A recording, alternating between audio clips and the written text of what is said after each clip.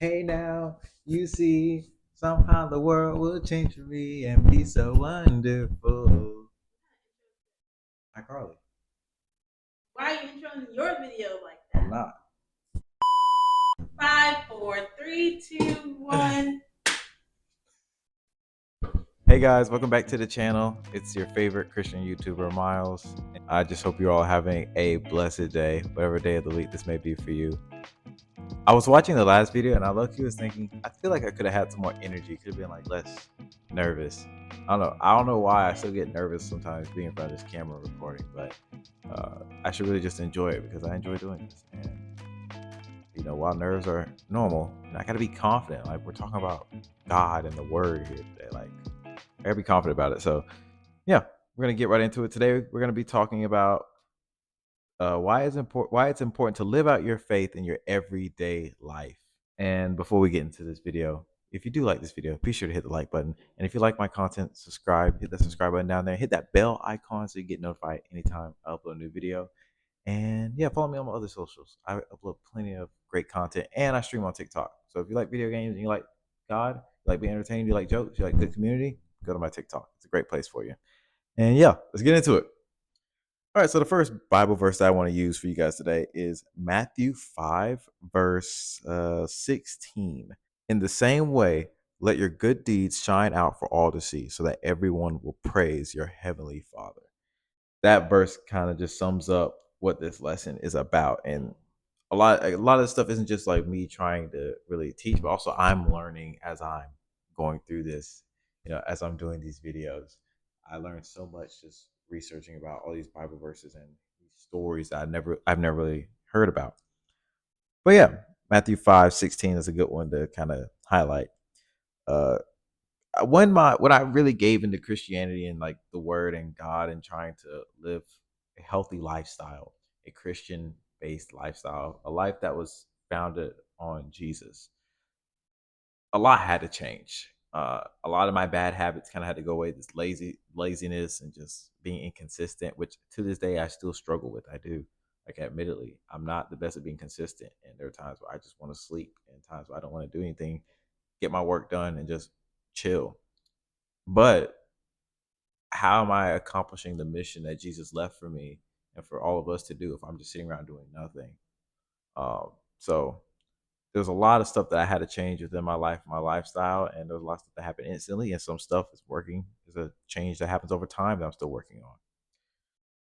The first tip I would give for anyone that's trying to improve their lifestyle and live a Christian lifestyle: devotion and prayer. So my amazing girlfriend Tiffany, who is currently watching this video, most definitely is watching me record this right now. She bought me a devotional. I believe it was either for Christmas or my birthday. Uh, it's kind of the both. My birthday is literally 3 days after Christmas. So it was my birthday, and I've been using that, and I've never had a devotional before. Nobody's ever given me one before, so that was something new to me that I was really looking forward to doing. And once my work schedule and school schedule was kind of crazy, I didn't really make time for it at times. But I really do enjoy doing my devotion. I think I should start making YouTube videos on those devotionals that I be reading about. But devotional is really good to help you keep consistent and have a good message to start your day off with, or to end your day off with, or if you have a time in the middle of your day, why not? And prayer. I mean, prayer is so important, so important. When I was younger, I used to underestimate the power of prayer. I think that prayer is such a beautiful gift that is given to us. The fact that God allows us to communicate with Him and not just separate Himself from us and make us wait to get to Him before we can speak to Him. No, prayer is so important. I can't remember where it was in the Bible, but in the Bible it says Daniel, the book of Daniel, he literally prays at least like 3 times a day. And I was so inspired by that. I need to put that Bible verse somewhere on right here. All right. So Daniel chapter 6, verse 10, it says, "But when Daniel learned that the law had been signed, he went home and knelt down as usual in his upstairs room with his windows open toward Jerusalem. He prayed 3 times a day, just as he had always done, giving thanks to God." When I saw that, I was like, yo, that means I need to step up my game. I would barely making it to pray once a day when I first started, and I over time, like I learned how much it helped me praying. What I would do is I would pray the Our Father at least in the morning. So if I'm not going to come up with some prayer and talk to God, like I'm at least saying the Our Father. Or sometimes I'll do the Our Father and then do like an actual like normal like prayer. I just me speaking to Him, and also obviously praying before bed. That's a pretty big one for me, just to kind of help calm my mind, also protect my mind, because the enemy does attack when you're asleep, and those dreams and those nightmares can really get to you and affect you in a really bad way. So I think prayer before bed, while stereotypical, really important, and just I think that's a good idea to do as well. And just finding time to pray, whether I'm on my break at work or in between classes, that's what it'll get you right. It's easy to make time for those two, the first one, the last one, but it's that third one, right? And also making time for more. So if you're in the car and or let's say you get off of work, you can pray before you even get home. Let's say you pray in the morning, you get to work, pray before you go in. And now I think about it, I prayed a lot more some days than I actually gave myself credit for, because I would do that. Or if you got like a break, pray on your break. Somehow, some way, there's always time for prayer. And I just think it's so important because it will uplift your spirit. It gets the stress off, that weight off you, and you know God is listening, and you know that He's going to hear you out and help you. When you believe, you understand that He is going to help you. He's going to fix the situation or the problem that you're dealing with. Next, number two, reading the Bible. I will admit, so I went to a Catholic school, and we had to read a lot of the Old Testament. And it's been a while. I used to really enjoy reading the Old Testament. The book, I really enjoyed reading all about David. I really enjoyed reading about Joseph, and even some of the New Testament stuff we read. So we really only read like a couple of the Old Testament books, like the Torah, maybe, so like the first 5 books, and maybe a couple outside of that. And then we'd read a lot of New Testament stuff as we were in high school. So a lot of stuff we skipped around and kind of took bits and pieces from. But there's so many good stories in the Bible. And I learned when I became a Christian, I actually started reading my Bible, because I denied it before. I was really taking it seriously when I was really lukewarm. I just could not do it because I think reading was boring. But once I was like fully into this and I was trying to read the Bible, I realized I enjoyed reading. I enjoyed reading the stories about the Bible, and it became more so just natural. Like it just happens. It wasn't felt forced. And now like I was reading, finishing Isaiah, and like trying to go back to do Genesis. You kind of just, there's no like right or wrong way to do it. You just read. And sometimes you ask the Lord to guide you in your reading. Ask the Spirit to tell you what to read, where to go. Which a lot of people I see do. And so if you don't know where to start, just look it up. There's plenty of places to start. You can start with the Gospels. You can start with Revelations. You can start with Genesis. You know, there's plenty of different places you can start when reading the Bible. You can start with almost any book, honestly, and kind of get the gist of certain things. And if you're missing some stuff, then it makes you realize, huh, what happened before this? But also, I think a really good one that you probably should start out with, if you aren't really familiar, Romans. Romans is probably might be the best one for sure. Romans, and maybe like Acts of the Apostles as well. Uh, that's what little birdie told me. Apparently, Romans is a good one of the best ones actually. Uh, but yeah, reading the Bible is just super important for building that foundation, that trust with God and that faith, because you see how He's worked in the past and His and other people's lives, and the story of creation, how the world was made, and you just learn so many lessons, and you relate to certain people. You really will relate to a lot of people when their struggles that they go through, and then you're gonna realize they went through this, and I was going through that. Why am I complaining? I understand that I can make it through this, and I will make it through this. The next one is worship and fellowship. So recent memory, we have a lot of people that are trying to discredit church. A lot of people, I feel like a lot of people are trying to look for excuses to not go to church, and they want to call themselves a Christian. Listen, I get it. Churches are run by humans, and humans are flawed. They're not perfect, but church is important. The idea of church is important. You're going to church not for everybody else, but so you can get closer to the Lord, to hear the word, to build community, and to worship Him, which is all the stuff He's asked us to do. So if you're a Christian that's trying to find an excuse to not go to church, do you really love Him? Because this is something He said we need to do. And if you can't do that, what are you going to tell Him when that day comes? Church is church is what made me who I am today. I grew up at one in a AME church. For those who don't know, AME is African Methodist Episcopalian Church, and I went to a really small one.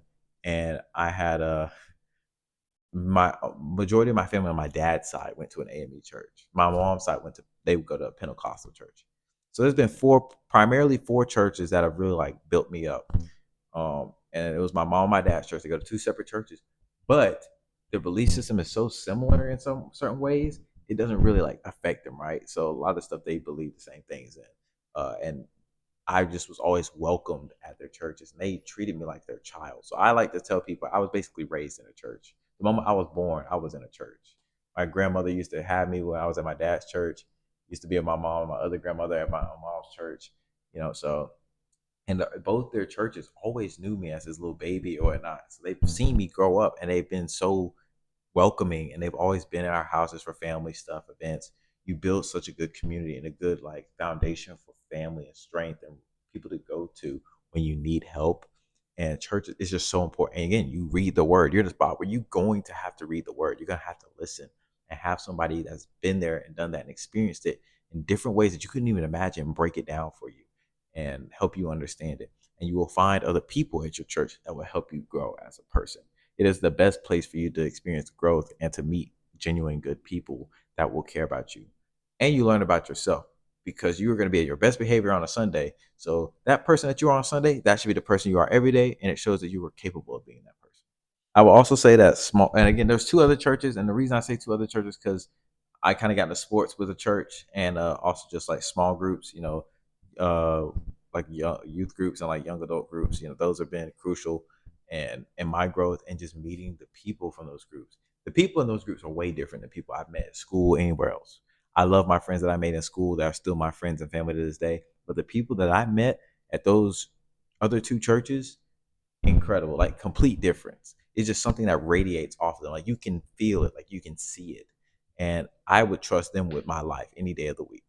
Even some of the ones I rarely ever talk to. Sometimes I look at them and I go, "You're like family to me because you treat me with such much more respect and you understand I'm the same as you and you don't discriminate against me in any way and you don't hold anything against me." So that's why I think it's just so important to be in these groups and you can build great, genuine friendships, actual friendships, and see yourself blossom. And it's just beautiful being with genuine friends that care about you and love you. And that's something that I've never really truly experienced. While yes, I've had friends, but I've never had friends like that. That from the get go, they're serious. They're like, "Hey, we want what's best for you, and you're gonna want what's best for them." Next is gonna be living with integrity. When you're out and about, outside of church, when you're at school, when you're on your sports team, when you're at work, are you being an example and living out the values that we as Christians believe in?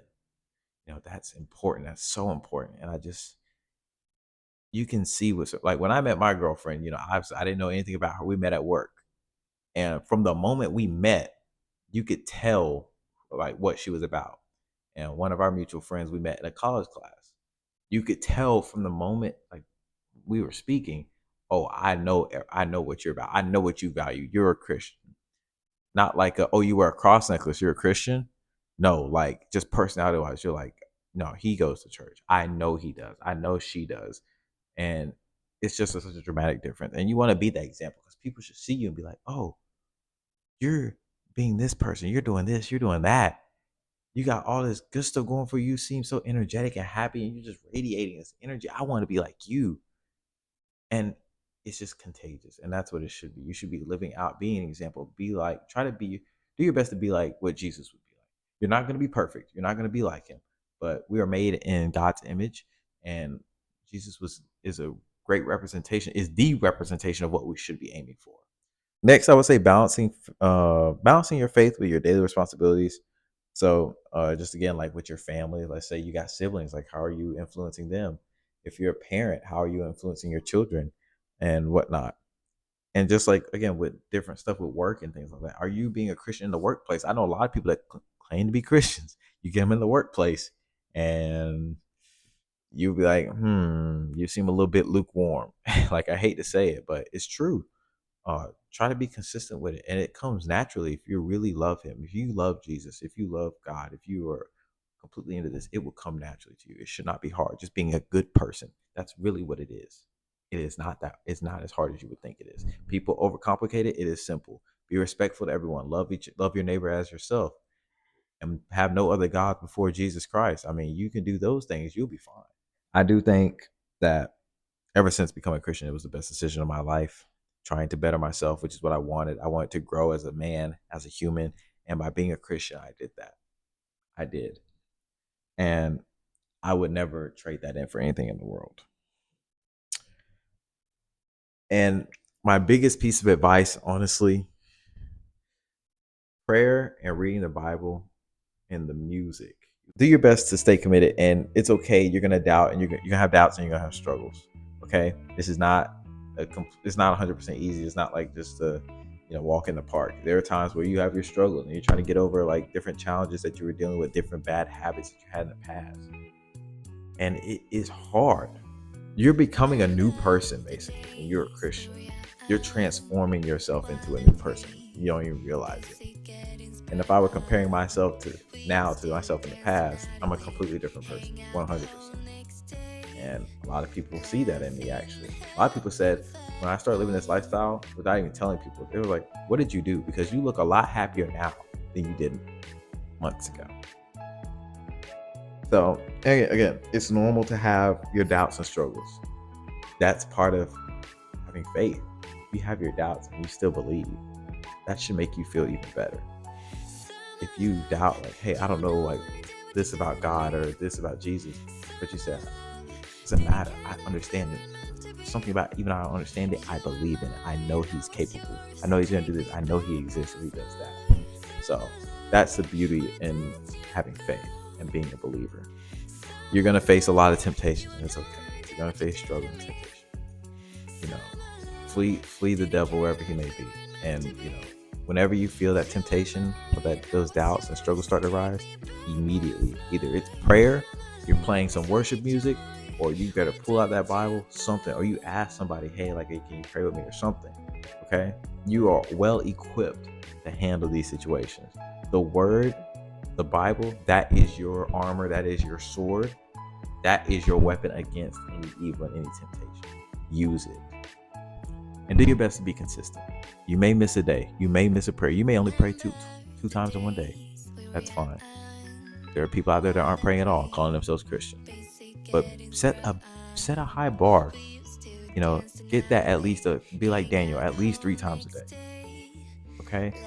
Just try your best to be consistent. And start out small if that's too much. If that is all too much, start out small and build those good habits. But anyways, guys, I really enjoyed making today's video, and I hope there was more energy in this one. I've had a blast recording this. It's probably my favorite video I've recorded so far, honestly. I really do hope it turns out well, and I hope you all enjoy it. And if you did, again, be sure to hit that like button and share this video with a friend. And if you want more content, I'll link down below, have all my socials, and check out the channel for more videos. There should be a video like right around here somewhere that you can check out if you like. And yeah, that was a lot of talking. But I really do hope you guys enjoyed this video. God bless you, and remember to stay faithful. God is good all the time, and all the time. God is good, and I hope you have a great rest of your day, great rest of your week. We'll see y'all on the next one. Peace out.